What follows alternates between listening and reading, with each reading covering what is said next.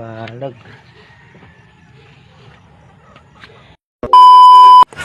Magandang araw sa ating lahat.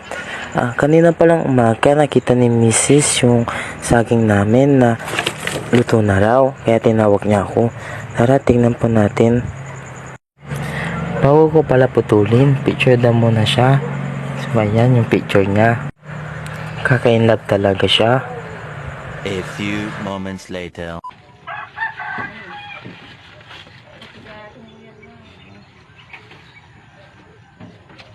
Balag.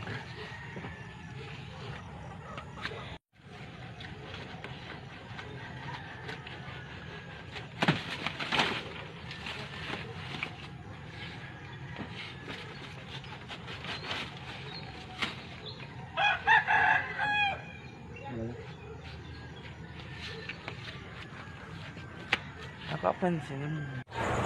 Ito pala yung nakuha naming saging. So, dalawang sapar lang siya. Okay na. Pang palamis natin yan.